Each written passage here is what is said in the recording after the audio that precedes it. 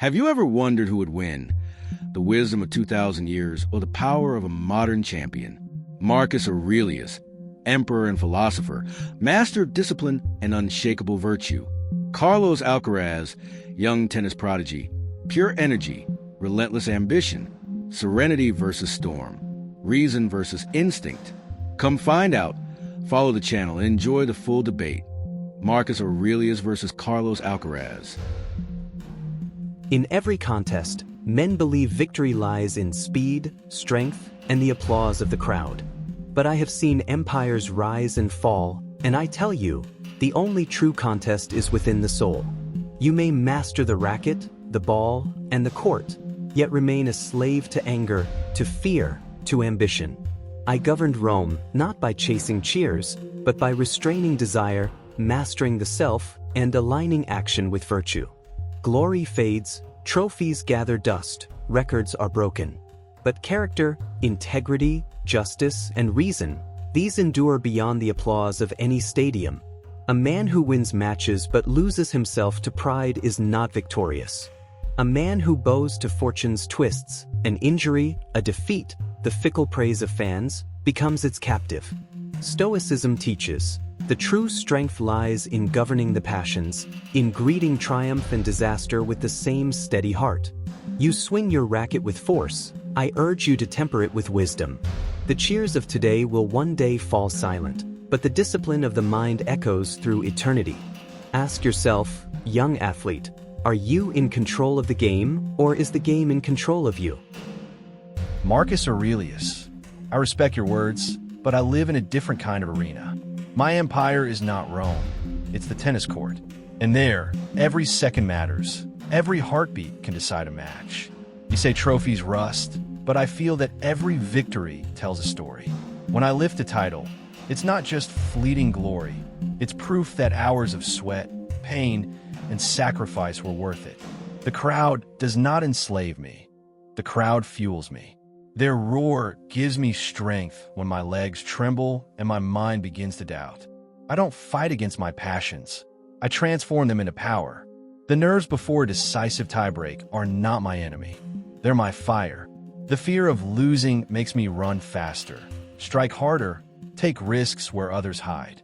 Philosophy says I should accept fortune as it comes. I say I must fight to bend it to my will. Every point is a battle. And even if destiny has its plans, my racket writes its own. I am not a slave of the game. I am its architect. With every shot I invent, with every smile on court, I remember why I love this sport. Life is short, Marcus, and I choose to live it with passion, with risk, with feeling, inspiring others along the way. Maybe eternity belongs to ideas, but the present belongs to me. And in that present, I run, I fight, I win. Carlos, let us begin with this truth. Victories, like morning dew, vanish with the rising sun. The applause you hear is nothing more than the echo of passing voices. Even the mightiest conquerors of my time, emperors whose names filled the world, now lie as dust in forgotten tombs. Should we not, then, set our worth in something firmer than the cheers of the crowd? You believe that desire fuels you, but I warn you, desire is a fire that consumes as much as it illuminates.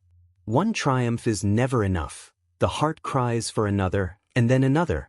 Soon the champion becomes not master of ambition but its prisoner, chained to the need for constant victory. I do not call you to abandon effort, but to root your effort in virtue, not in craving. True strength, Carlos, is not found in the lifting of trophies nor the shouts of thousands. It is found in mastery of the self, in the calm that cannot be broken by victory or defeat. Imagine standing on the court where the world watches, and yet within you there is stillness, unshaken whether the ball lands inside the line or out. That stillness, that unyielding serenity, is the triumph of the philosopher, and it is greater than any championship. You speak of the nerves before a final, the heartbreak of a missed chance, the ecstasy of triumph. These, you say, are the essence of life. Yet what are they but waves on the surface of a vast sea? The wise man dives beneath the surface, where the water is calm, no matter how fierce the storm above. I say to you, govern your soul as you govern your strokes, with discipline, patience, and precision. For the day will come when your legs grow heavy, when the racket falls silent. What will remain then if all you have loved is applause? Carlos, the truest victory is not over an opponent across the net. It is over yourself, to master desire, to tame fear, to meet fate not with rage or despair but with acceptance and peace. That is the crown no time can take from you. That is the glory which endures beyond the dust of history. Marcus, your words carry weight, but I cannot let them be the last truth spoken here. You tell me victories fade like morning dew. Perhaps they do, but dew glistens while it lasts, and in its brief shimmer, it is beautiful. Must beauty be eternal to matter? Must triumph be permanent to be real? You call desire a chain. I call a ladder. Without it, I would not have risen from a boy with a dream to a man standing against legends. Desire is not my master, it is my fuel. And yes, it asks for more, always more. But is that not the essence of progress? The artist paints another canvas, the builder raises another stone, the philosopher writes another page. Why should the athlete not also reach higher, hungrier, never satisfied? You speak of calm, of being unshaken. But Marcus, what is sport without trembling? The trembling hands before match point, the racing heart before the final serve. These are not chains, they are life itself. Without nerves, there is no courage. Without risk of loss, victory is hollow. You may call it disturbance. I call it passion. And when defeat comes, as it always does, it does not strip me of worth. It sharpens me. The sting of loss is not an enemy, but a teacher, whispering, rise again, train harder, fight better. You say the wise man dives beneath the waves. I say the human being must learn to ride them, to feel the storm, to crash, to rise. That is not slavery to emotion. That is living. Yes, the trophies will gather dust. Yes, the cheers will fade. But in the moment when the ball strikes the line, when the crowd roars, when I raise my arms to the sky, it is not eternity I seek. It is now, the living fire of the present, burning bright, even if only for an instant. So keep your eternal crowns, Marcus. Mine may not endure through centuries, but while it shines, it lights the hearts of those who watch. And it reminds me that to chase greatness, to feel deeply, to fight with all I am, that is enough. For I am not marble, still and eternal.